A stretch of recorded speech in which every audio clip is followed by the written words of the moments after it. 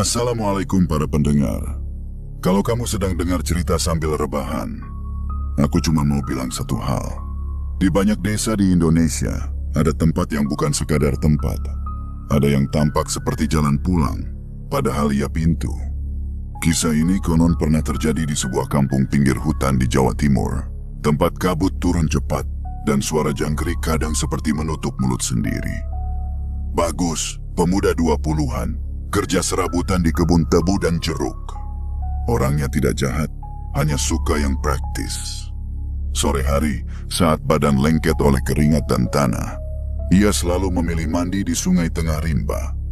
Katanya airnya dingin, mengalir deras, dan tidak perlu antri kamar mandi rumah yang kecil.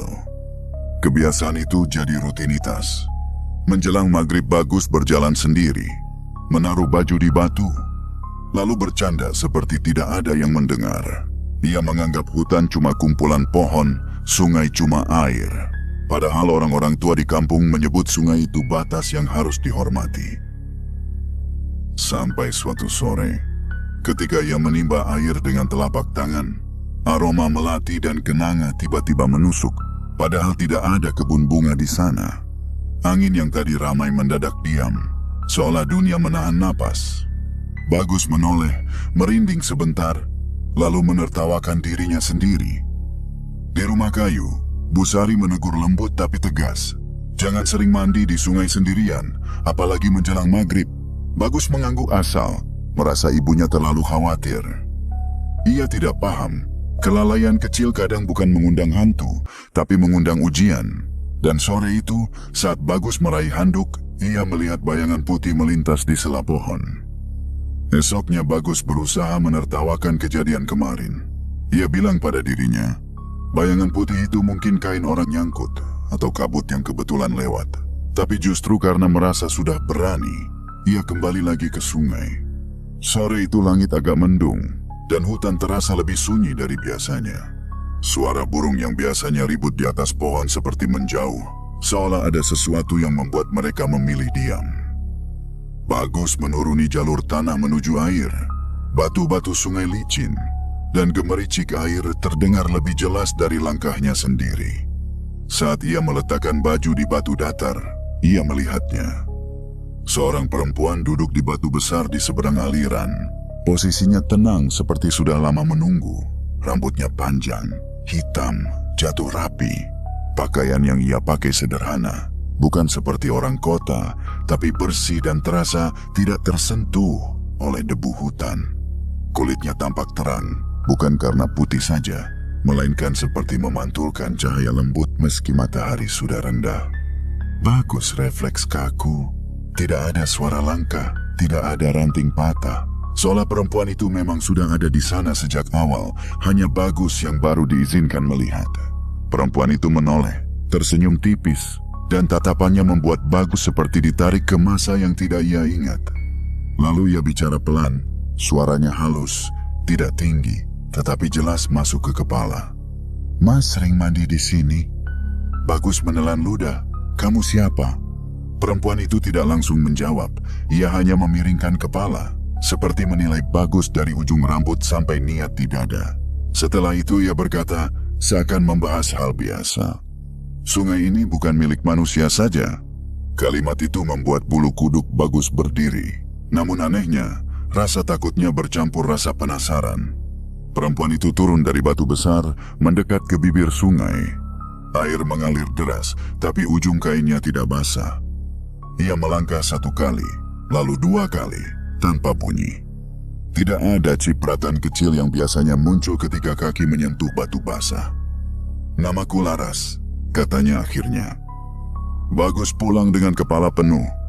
Ia merasa seperti baru saja bertemu keberuntungan, sekaligus bertemu sesuatu yang tidak seharusnya ia sentuh. Di rumah, azan terdengar dari mushola ujung gang. Bagus berniat berdiri, tapi tubuhnya terasa berat. Ia menunda sebentar, lalu menunda lagi, sampai suara azan habis, dan ia mendapati dirinya duduk diam tanpa alasan. Malamnya, ketika ia hendak menutup pintu, Bagus melihat tanah di depan rumah. Ada jejak kaki kecil mengarah dari hutan ke teras. Jejak itu rapi, Tapi aneh, tidak ada bekas tumit. Sola yang berjalan hanya menapak dengan ujung kaki. Sejak pertemuan itu, Bagus tidak lagi pergi ke sungai hanya untuk mandi. Ia tetap membawa sabun dan handuk, tetap pura-pura seperti biasa. Tapi hatinya punya tujuan lain. Ada rasa yang sulit ia jelaskan. Campuran penasaran, bangga, dan semacam keyakinan bodoh bahwa ia sedang dipilih oleh sesuatu yang istimewa. Hari-hari berikutnya Laras tidak selalu muncul, dan justru itu yang membuat Bagus semakin sering datang. Ia mulai hafal jam-jam sepi, titik batu tempat ia pertama kali melihatnya, sampai aroma udara yang berubah sebelum perempuan itu terlihat. Kalau Laras tak datang, Bagus duduk lama di tepi arus, menatap air seperti menunggu jawaban. Kalau Laras datang, dunia mendadak terasa sempit hanya untuk mereka berdua. Laras selalu muncul saat Bagus sendiri. Ia bicara lembut, menanyakan hal-hal kecil yang membuat Bagus merasa dihargai. Tentang capeknya kerja, tentang impian punya rumah lebih bagus, tentang orang-orang yang suka mengatur hidupnya. Bagus awalnya tidak bercerita banyak, tapi Laras punya cara mengundang rahasia keluar tanpa memaksa. Senyum tipisnya seperti mengatakan, "Aku paham kamu, bahkan sebelum kamu paham dirimu sendiri." Suatu sore Laras duduk dekat Bagus. Cukup dekat hingga Bagus bisa mencium aroma bunga yang selalu mengiringinya. Laras menatap ke arah kampung, lalu berkata pelan, "Di rumahmu kamu selalu diatur. Di sini kamu bebas." Kalimat itu menancap. Bagus pulang dengan kepala panas. Di rumah Bu Sari menanyakan kenapa mandi terus di sungai, kenapa pulang selalu menjelang gelap. Bagus menjawab ketus. Ia merasa ibunya terlalu ikut campur, padahal ibu hanya takut. Johan, temannya sempat mampir dan menyinggung kabar orang hilang dari desa sebelah. Katanya terakhir terlihat menyeberang hutan dekat sungai itu. Bagus tertawa, menuduh Johan kebanyakan nonton cerita seram. Padahal yang berubah bukan cuma kebiasaan Bagus, tapi juga adabnya. Ia makin sering pergi menjelang maghrib, makin santai membuka pakaian di tempat sepi, makin suka menaruh baju sembarangan, bahkan kadang mengumpat kalau kakinya terpeleset batu. Di musola, orang-orang mulai jarang melihat Bagus. Azan masih ia dengar, tapi seperti lewat begitu saja, tidak lagi memanggil, hanya menjadi suara jauh yang mudah diabaikan. Laras tidak pernah melarang Bagus salat, tapi setiap kali Bagus berencana pulang cepat untuk ikut jamaah, Laras selalu punya cara menahannya. Ia bercerita lebih dalam, atau tiba-tiba tampak sedih, atau menatap Bagus dengan mata yang membuat Bagus merasa bersalah kalau pergi. Suatu hari, Bagus menemukan sesuatu di tasnya sepulang dari sungai. Sebuah gelang anyaman kecil, rapi, wangi bunga. Padahal ia tidak merasa memasukkannya. Esoknya ada buah kecil seperti duku, tapi rasanya manis aneh, membuat lidah hangat. Bagus tidak bertanya dari mana. Ia hanya tersenyum sendiri, merasa punya rahasia yang tidak dimiliki orang lain. Malamnya, Bagus tidur lebih cepat, tapi ia tidak benar-benar tidur. Ia seperti jatuh ke dalam mimpi yang terang. Ia berjalan di jalan batu licin menuju sebuah kampung bercahaya. Ada lampu-lampu gantung, ada pasar seperti pesta, tapi tidak ada suara. Banyak orang berdiri memandangnya, tersenyum serempak, terlalu serempak, sampai Bagus merasa senyum itu bukan sambutan, melainkan hitungan. Dan di tengah kerumunan itu, Laras berdiri menunggu, matanya tenang seperti air sungai, seolah berkata, "Akhirnya kamu datang juga." Bagus terbangun dengan dada naik turun, seperti baru lari jauh. Kamar kayu itu gelap, hanya disusupi cahaya bulan dari celah papan. Ia mencoba menenangkan diri, meyakinkan bahwa semua tadi hanya mimpi. Namun sebelum napasnya benar-benar kembali, hidungnya menangkap sesuatu yang membuat tubuhnya kaku. Aroma melati dan kenanga, pekat, jelas. Seolah ada orang menaburkan bunga tepat di bawah bantalnya. Bagus bangun, menyalakan lampu kecil. Tidak ada apa-apa. Jendela tertutup, pintu terkunci. Bu Sari tidur di kamar sebelah. Tapi bau itu tetap ada, menempel di udara. Bagus menelan ludah, lalu menyembunyikan takutnya dengan menyumpah pelan, seperti orang yang malu kalau ketahuan gentar. Pagi harinya ia terlihat pucat. Bu Sari langsung menangkapnya, karena seorang ibu itu seperti punya mata tambahan untuk hal-hal yang tak diucapkan anaknya. "Kamu kenapa, Gus? Kok wajahmu seperti orang ketemu malam?" Bagus menggeleng cepat. "Kurang tidur, Bu. Capek kerja."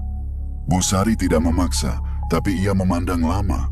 Ada firasat yang menempel di dahi Bagus, seperti bayangan yang tak bisa diusir hanya dengan alasan. Sore itu Bagus tetap pergi ke sungai. Ia bilang pada dirinya, ia harus memastikan semuanya. Mimpi itu membuatnya resah, tapi sekaligus membuatnya makin ingin melihat Laras. Jalur tanah menuju sungai terasa lebih sempit, pepohonan lebih rapat, dan udara lebih dingin dari biasanya. Gemericik air terdengar seperti bisik yang ditahan. Laras sudah ada di sana, berdiri di dekat batu besar. Kali ini ia tidak duduk jauh seperti pertemuan pertama. Ia berdiri lebih dekat, seolah jarak di antara mereka sudah bukan jarak orang baru kenal. Bagus menahan napas. Entah kenapa, melihat Laras membuat rasa takutnya turun, diganti rasa tenang yang licin. "Kamu kelihatan capek," Laras berkata lembut. Bagus ingin menjawab, tapi lidahnya seperti kaku. Matanya justru sibuk memperhatikan hal-hal kecil yang dulu tidak ia sadari. Rambut Laras tidak bergerak meski angin lewat. Kakinya berdiri di batu basah, tapi telapak kakinya seperti tidak menekan. Dan yang paling aneh, tatapan Laras terasa seperti menembus, bukan melihat. "Kamu mimpi ya semalam?" Laras menyebut dengan santai. Bagus membeku. "Dari mana kamu tahu?" Laras tersenyum tipis, lalu menatap air sungai yang mengalir. "Kamu itu kalau tidur, jalannya jauh. Kamu sudah sampai dekat pintu." "Pintu apa?" Laras menoleh, dan untuk sesaat Bagus merasa udara di sekeliling mereka lebih berat. Sungai ini batas, kamu sudah membuka jalannya sendiri, tinggal melangkah penuh. Kalimat itu seperti tangan yang menekan tengkuk. Bagus ingin mundur, tapi kakinya tidak bergerak. Dalam benaknya muncul wajah ibunya, suara Yohan, adzan dari mushola yang belakangan sering ia abaikan. Tapi di hadapannya, Laras berdiri dengan wajah yang terlalu indah untuk ditolak. Bagus merasa batinnya terbelah. Ia takut, tapi ia juga takut kehilangan. Ia ingin lari, tapi ia juga ingin tinggal. Ia seperti orang yang berdiri di tepi jurang sambil diyakinkan bahwa jurang itu sebenarnya jalan pintas. Ketika Laras melangkah lebih dekat, Bagus tanpa sadar menoleh ke permukaan air. Dan disitulah ia melihat sesuatu yang membuat seluruh tubuhnya dingin. Bayangan Laras di air tidak sama dengan tubuhnya. Bayangan itu memanjang, hitam, seolah bukan perempuan tapi sesuatu yang panjang dan kurus dengan bentuk kepala yang samar. Bagus berkedip cepat, mengira matanya lelah. Saat ia membuka mata lagi, bayangan itu kembali normal. Laras tetap Laras, senyum lembut, mata bening. Bagus menelan ludah, memaksa dirinya bicara. "Laras, kamu sebenarnya siapa?" Laras tertawa kecil, pelan, seperti orang yang sedang menertawakan pertanyaan anak kecil. "Yang penting kamu merasa aku baik, kan? Yang penting kamu merasa nyaman." Itulah yang membuat Bagus paling takut, karena ia sadar yang indah tidak selalu berarti aman. Kadang sesuatu dibuat indah agar manusia lupa bertanya, lupa menimbang, lupa pulang. Sebelum Bagus sempat berkata apa-apa lagi, Laras mendekatkan wajahnya, lalu berbisik, "Besok, ada yang ingin kubicarakan. Jangan telat." Suara itu halus, tapi rasanya seperti paku kecil yang ditanam di kepala. Bagus pulang dengan langkah berat. Di jalan setapak, aroma bunga itu tetap mengikuti, seperti bayangan yang tidak mau tertinggal. Sore berikutnya, langit seperti menyiapkan panggung. Awan menggantung rendah, membuat cahaya matahari redup lebih cepat. Bagus berangkat tergesa, entah karena takut terlambat atau karena ada bagian dari dirinya yang justru ingin segera sampai. Di sepanjang jalan menuju hutan, ia berulang kali meyakinkan diri bahwa ini hanya pertemuan biasa, tapi jantungnya tidak mau percaya. Detaknya seperti orang mau menghadapi keputusan besar. Sungai terasa berbeda. Airnya tetap deras, tapi bunyinya tidak seramai biasanya. Seolah gemericik itu ditahan oleh sesuatu yang tak terlihat. Pepohonan di tepi aliran tampak lebih rapat, bahkan angin pun seperti malas lewat. Laras sudah menunggu di dekat batu besar. Kali ini ia tidak tersenyum lama. Ia menatap Bagus seperti seseorang yang sudah menentukan hasil, tinggal menyampaikan. "Kamu datang juga," katanya pelan. Bagus mengangguk, berusaha terlihat tenang. "Kamu bilang ada yang mau dibicarakan." Laras melangkah mendekat, lalu berhenti tepat di batas air. Jaraknya dekat tapi masih menyisakan ruang yang membuat Bagus merasa seperti sedang diuji. Ia memiringkan kepala. Tatapannya lembut, tapi ada kilap tajam yang membuat Bagus menahan napas. "Aku mau menikah denganmu." Kalimat itu jatuh begitu saja, tanpa bunga-bunga, tanpa pengantar. Tapi justru karena itu, Bagus seperti disambar. Dadanya hangat, kepalanya kosong, dan dalam satu detik ego di dalam dirinya berdiri tegak. Seorang perempuan secantik Laras, yang muncul dari tempat yang bahkan orang lain tak berani datangi, melamar dirinya. Bagus merasa seperti orang miskin yang tiba-tiba ditawari rumah mewah tanpa cicilan. Namun bersamaan dengan rasa bangga itu, ada rasa dingin yang merambat di punggungnya. Ia teringat mimpi kampung terang tanpa suara. Ia teringat bayangan di air yang berubah. Ia teringat jejak kaki tanpa tumit. Bagus memaksa tersenyum. "Kamu serius?" Laras mengangguk. "Sangat. Aku sudah lihat kamu cukup lama." Bagus menelan ludah. "Dari mana asalmu, Laras? Kamu tinggal di mana? Keluargamu siapa?" Untuk pertama kalinya, senyum Laras tidak selembut biasanya. Ia tidak marah, tapi ada sesuatu seperti sabar yang dipaksakan. Seperti orang yang tidak suka ditanya, tapi masih menahan diri karena ingin sesuatu. Dari tempat yang tak semua orang boleh lihat jawabnya, tempat yang dekat tapi bukan untuk mata manusia. Bagus mencoba berdiri tegak. "Kalau menikah itu harus jelas, Laras. Aku harus tahu. Aku harus ngomong sama ibuku. Aku harus." Laras mengangkat tangan, memotong kalimat Bagus tanpa menyentuhnya. Dan anehnya, Bagus merasa tenggorokannya langsung kering. "Kalau kamu menolak, kamu akan menyesal." Laras berkata lirih, tapi tegas. "Kamu sudah hampir sampai. Kamu sudah dekat pintu. Tinggal melangkah." Bagus menatap Laras, bingung antara merasa diancam atau diperingatkan. Ada bagian dari dirinya yang ingin berkata iya, supaya semua ketegangan selesai. Tapi ada bagian lain yang menjerit, ini terlalu mudah. Tidak ada orang melamar tanpa asal-usul. Tidak ada jodoh yang datang dari sunyi tanpa cara yang wajar. Laras mendekat sekali, sampai Bagus bisa melihat matanya lebih jelas. Mata itu indah, tapi ada kedalaman yang membuat Bagus seperti menatap sumur. Dan sumur itu tidak memantulkan wajahnya sebagai manusia yang utuh. Ada bayang lain yang menunggu di bawah. Bagus menghela napas. "Laras, aku butuh waktu." Laras tersenyum kecil, tapi kali ini bukan senyum manis. Itu senyum orang yang merasa punya kuasa. "Waktu itu milikmu kalau kamu pakai untuk melangkah. Kalau kamu pakai untuk mundur, waktu bisa jadi musuhmu," katanya. Bagus pulang dengan kepala penuh. Di jalan setapak, ia mendengar suara azan maghrib dari musola kampung, samar tapi jelas. Biasanya suara itu hanya lewat seperti angin, tapi hari itu, suara itu terasa seperti panggilan yang menembus dadanya. Bagus berhenti sebentar, menatap langit yang mulai gelap, lalu melangkah lagi. Tubuhnya seperti berat untuk memutar arah ke musola. Ada rasa malas yang bukan malas biasa, seperti ada yang menahan dari belakang. Sampai rumah, Bu Sari sudah menunggu di teras. Sorot matanya tajam tapi penuh cemas. "Kamu dari sungai lagi? Suaramu kok kayak orang habis ketemu sesuatu." Bagus menggerutu. Ibu ini kebanyakan mikir. Bu Sari tidak terpancing. Ia menatap anaknya lama, lalu berkata dengan nada yang lebih pelan dari biasanya, tapi justru lebih menekan. "Gus, ibu ini bukan melarang kamu mandi. Ibu cuma takut kamu lengah. Jangan buka aurat di tempat sepi, apalagi menjelang maghrib. Jangan anggap hutan itu kosong. Ada adabnya." Bagus langsung tersulut. Lah saya mandi bu. Masa mandi dibilang macam-macam. Saya capek kerja bu, saya butuh bersih. Bu Sari menarik napas, menahan air mata yang hampir naik.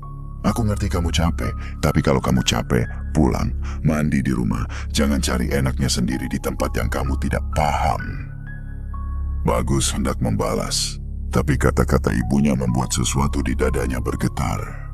Ia tiba-tiba ingat, sejak sering ke sungai, ia jadi gampang marah, gampang lupa sholat, gampang merasa semua orang mengganggu, seperti ada yang pelan-pelan mengubahnya. Ia terdiam, tapi gengsinya masih berdiri. Ia masuk kamar tanpa pamit. Di dalam, ia duduk di tepi ranjang. Aroma bunga yang samar seperti datang lagi, membuat tengkuknya dingin. Dari luar, suara Bu Sari terdengar, pelan, seolah bicara ke udara, namun menembus ke hati. Bagus. Kalau sesuatu itu benar jodohmu, Gus. Ia tidak takut dibawa ke rumah. Ia tidak takut ditemui keluargamu. Dan ia tidak takut dihalalkan. Kalimat itu seperti palu kecil. Bagus memejamkan mata. Untuk pertama kalinya ia sadar, lamaran yang terlalu mudah kadang bukan hadiah. Kadang itu umpan yang dibungkus paling indah. Malam itu Bagus sulit tidur. Ia memejamkan mata, tapi pikirannya seperti tetap duduk di tepi sungai. Wajah Laras bergantian muncul dengan wajah ibunya. Kalimat dihalalkan terdengar sederhana, tapi justru karena sederhana, ia seperti kaca bening yang memantulkan kebodohan Bagus sendiri. Bagus baru sadar, selama ini ia mengejar rasa nyaman, tapi meninggalkan cara yang benar. Pagi sampai siang ia bekerja seperti biasa, memikul rumput dan membersihkan kebun. Namun setiap kali ia menunduk, ia seperti melihat bayangan di air parit kecil dekat tebu. Setiap kali angin membawa wangi bunga yang samar, telinganya berdengung. Ia mulai paham, ini bukan sekadar perasaan jatuh hati. Ini seperti ada tangan halus yang pelan-pelan menarik, tanpa terlihat kasar, tapi makin lama makin jauh. Sore menjelang maghrib, Bagus tidak ke sungai. Ia berdiri di depan rumah, menatap jalan setapak menuju musola tua di ujung gang. Musola itu kecil, catnya pudar, lantainya dingin, dan di sampingnya ada pohon mangga tua yang daunnya selalu jatuh seperti orang sedang mengelus tanah. Bagus sempat ragu, karena kalau ada orang yang paling tidak ia ingin lihat saat ia sedang merasa salah, ya orang yang benar. Namun ia akhirnya melangkah juga. Dalam hati ia bergumam, kalau ini ujian, masa saya kabur terus? Kabur boleh, tapi jangan sampai kabur dari akal sehat. Pak Ridwan, Pak Modin kampung, sedang duduk di serambi musola. Ia tidak sedang marah, tidak sedang menakut-nakuti, bahkan tidak terlihat seperti orang yang siap menyembur. Wajahnya tenang, seperti orang yang sudah melihat banyak hal dan memilih untuk tetap waras. Bagus menyalami, duduk, lalu bercerita. Ia mulai dari kebiasaan mandi, aroma bunga, bayangan putih, sampai Laras yang melamar. Suaranya kadang turun, kadang pecah, seperti orang yang baru sadar dirinya hampir menyeberang tanpa melihat jembatan. Pak Ridwan mendengarkan tanpa memotong. Setelah Bagus selesai, barulah ia menghela napas pelan. Kamu tahu masalahmu apa, Gus? Kamu mengira sungai itu kamar mandi umum. Padahal itu batas. Batas itu bukan cuma garis di peta, batas itu aturan. Kalau kamu sering melanggar, ya jangan kaget kalau yang di seberang mengira kamu memang mengundang. Bagus menunduk. Pak, apa Laras itu? Bunian. Pak Ridwan tidak langsung menjawab. Ia menatap pohon mangga tua, lalu berkata dengan nada datar tapi jelas. Bukan semua makhluk gaib itu jahat, tapi ingat, bukan semua yang mendekat itu baik untukmu. Banyak yang datang bukan untuk melukai badanmu dulu, tapi untuk melunakkan adabmu. Kalau adab sudah lunak, hati gampang dibelokkan. Kamu tadi bilang, sejak sering ke sungai kamu jadi gampang marah, gampang menunda salat. Itu saja sudah tanda. Kalau sesuatu membuatmu jauh dari Allah, kamu mau seindah apapun bungkusnya, tetap saja itu pintu menuju rugi. Bagus menelan ludah. Jadi saya harus gimana, Pak? Pak Ridwan mengangkat telunjuk. Tidak seperti guru yang menghakimi, lebih seperti orang tua yang membimbing. Pertama, Jangan ke sungai menjelang maghrib. Itu waktu manusia seharusnya pulang, bukan membuka pintu di batas. Kedua, kalau harus lewat atau ada urusan, jaga cara. Berpakaian sopan. Jangan sembarangan. Jangan menganggap sepi itu izin. Ketiga, biasakan basmalah setiap melangkah, bukan hanya saat makan. Biar langkahmu punya nama, tidak liar. Keempat, kalau dia memang mengajak menikah, uji dengan jalan halal. Ajak dia datang ke rumah, temui ibumu, sebutkan asal-usulnya. Jodoh yang benar tidak alergi pada terang. Kelima, perhatikan reaksinya. Kalau dia marah saat kamu berdoa atau menghina halal, itu tanda jelas. Yang baik tidak takut pada doa, yang baik tidak tersinggung oleh salawat. Bagus mengangkat muka. Pak, kalau dia marah, apa yang terjadi? Pak Ridwan menatap Bagus cukup lama, seperti memastikan Bagus benar-benar mendengar. Yang terjadi bisa macam-macam. Tapi kamu ingat ini, doa itu pagar, halal itu pagar, adab itu pagar. Pagar bukan untuk mengurungmu, tapi untuk mencegahmu jatuh. Kamu selama ini jalan tanpa pagar, makanya gampang kepleset. Bagus mengangguk pelan, dadanya terasa sedikit longgar, tapi ketakutan belum hilang. Ia masih ingat bayangan di air yang memanjang. Pak Ridwan melanjutkan, suaranya lebih lembut. Kamu pulang, minta maaf sama ibumu. Mulai sholat, meski masih berat. Berat itu biasa, karena yang menahan bukan cuma malas, tapi kebiasaan. Dan sedekah. Bukan karena sedekah itu jimat, tapi sedekah itu cara merendahkan ego. Banyak gangguan suka menempel pada orang yang merasa dirinya pusat dunia. Bagus pulang ketika langit sudah gelap. Ia sholat di rumah, terbata, gerakannya kaku seperti orang baru belajar lagi. Setelah itu ia mendekati ibunya, minta maaf pelan. Bu Sari menahan tangis, mengusap kepala Bagus seperti waktu Bagus kecil. Tidak banyak kata, tapi Bagus merasa hangat yang lama hilang, akhirnya kembali. Namun malam itu, gangguan datang lagi. Saat Bagus hampir tertidur, terdengar suara dari arah hutan memanggil namanya. Pelan, panjang, seperti orang memanggil dari jauh tapi dekat di telinga. Kes, Bagus membuka mata. Rumah sunyi. Ibunya tidur, tapi panggilan itu datang sekali lagi. Kus, Bagus. Bagus menelan ludah, lalu teringat pesan Pak Ridwan. Ia mengucap basmalah pelan, lalu bersalawat dalam hati. Suara itu seperti menjauh, seperti ditarik mundur oleh sesuatu yang tidak terlihat. Bagus menarik napas panjang. Ia sadar, pintu yang lama dibiarkan terbuka tidak menutup hanya dengan niat. Harus dengan disiplin. Dan di tengah ketakutan itu, Bagus mengambil keputusan. Besok ia akan menemui Laras, tapi bukan dengan cara lama, bukan dengan nafsu penasaran. Ia akan membawa pagar, ia akan membawa doa. Ia akan menguji apakah yang datang itu benar mengajak pulang atau justru mengajak hilang. Pagi sampai siang Bagus seperti berjalan di atas dua perasaan. Di satu sisi ada keberanian yang dipaksakan. Di sisi lain ada takut yang tidak mau pergi. Ia bekerja di kebun, tapi pikirannya berkali-kali kembali ke sungai. Kali ini ia tidak berangkat menjelang maghrib. Ia menunggu sampai matahari masih cukup tinggi, sesuai pesan Pak Ridwan. Ia mandi di rumah lebih dulu, memakai pakaian yang sopan, memasukkan sarung kecil ke tas, dan membawa botol air minum. Bukan karena sarung itu senjata, melainkan karena Bagus ingin mengingatkan diri bahwa ia bukan sedang pergi main, tapi sedang menutup celah yang pernah ia buka. Sebelum berangkat, ia menatap ibunya di dapur. Bu Sari tidak banyak bicara, hanya mengangguk pelan, seolah berkata, "Aku ridha kamu belajar." Bagus mencium tangan ibunya, lalu berangkat. Jalur menuju hutan tidak berubah, tapi rasanya berbeda. Angin masih lewat, tapi Bagus lebih peka. Daun yang jatuh terdengar jelas. Langkahnya sendiri terasa seperti diikuti oleh sunyi. Ia menahan diri untuk tidak menoleh berlebihan. Karena ia tahu, rasa takut sering tumbuh dari memberi panggung pada bayangan.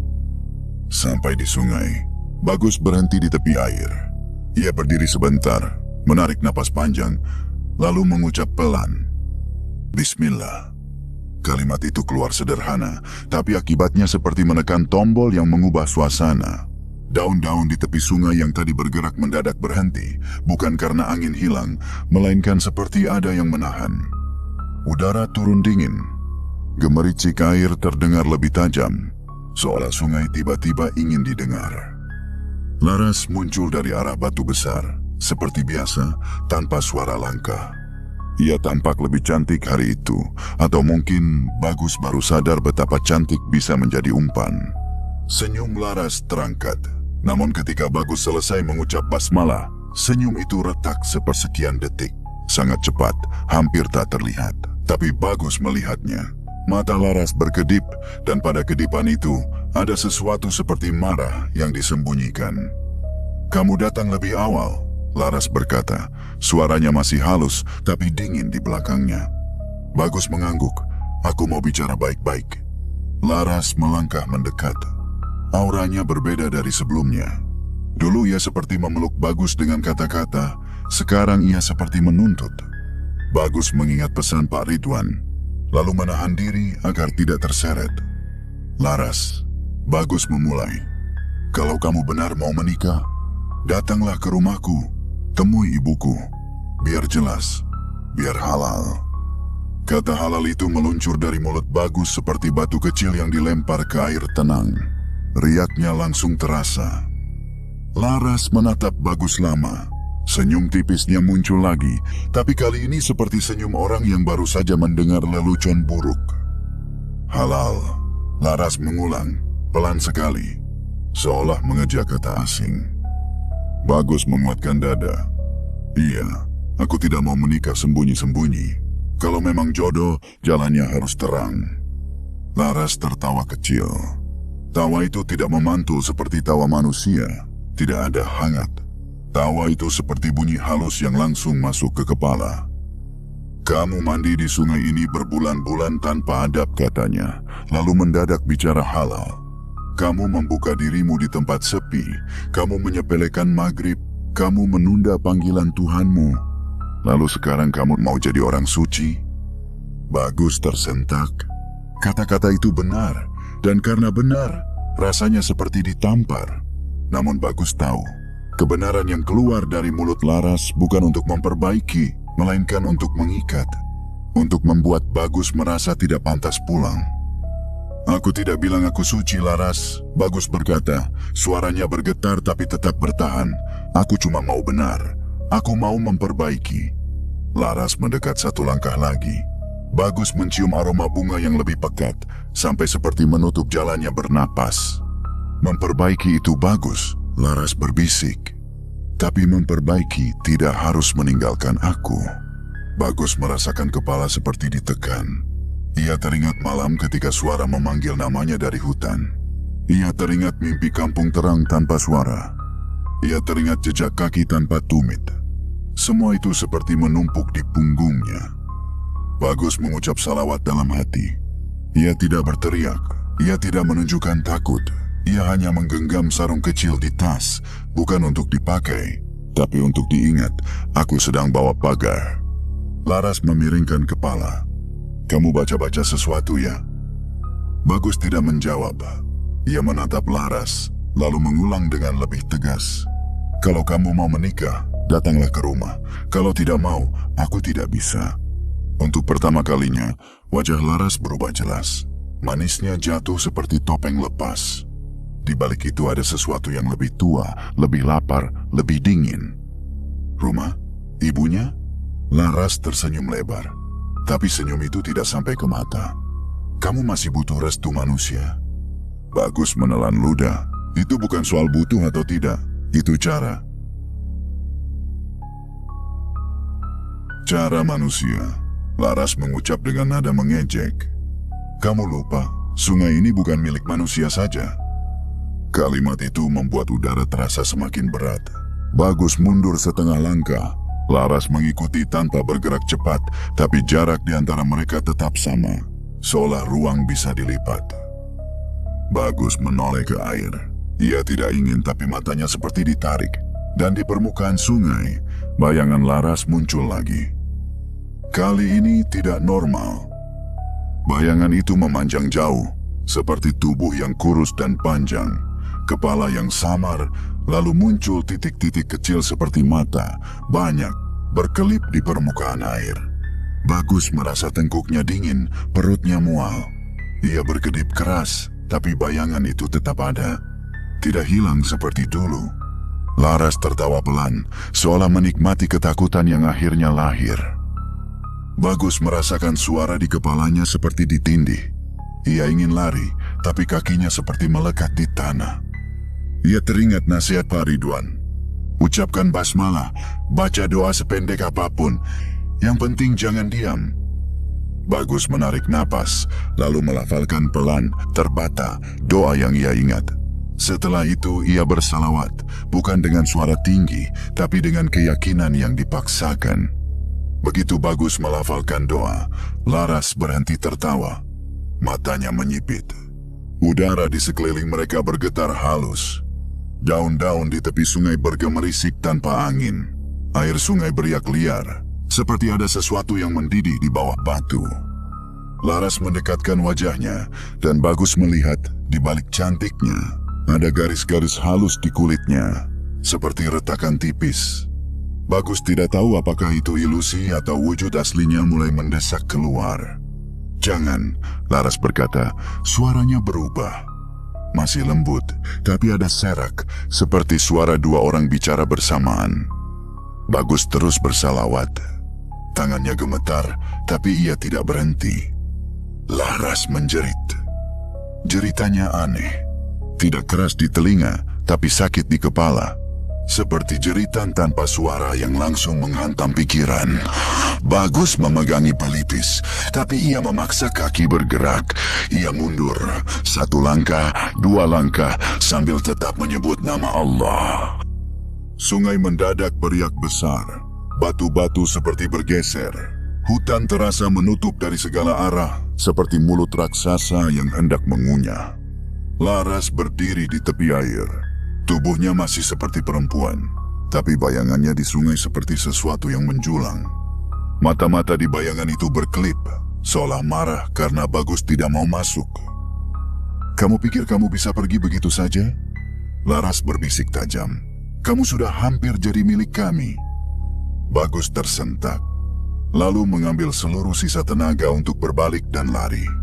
Ia lari menembus jalur setapak, menabrak ranting, tergelincir tanah, tapi tetap lari.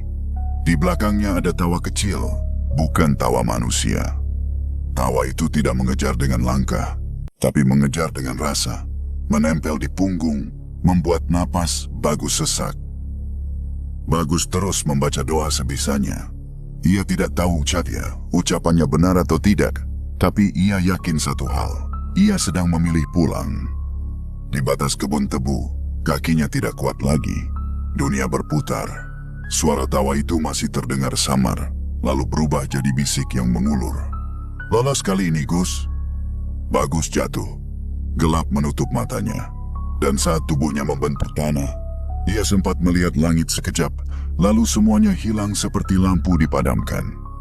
Bagus ditemukan menjelang Isya, tergeletak di batas kebun tebu dengan badan penuh tanah, dan bibir pucat seperti habis menyimpan semua darah di dalam. Johan yang pertama melihatnya, karena ia kebetulan pulang lewat jalan kebun.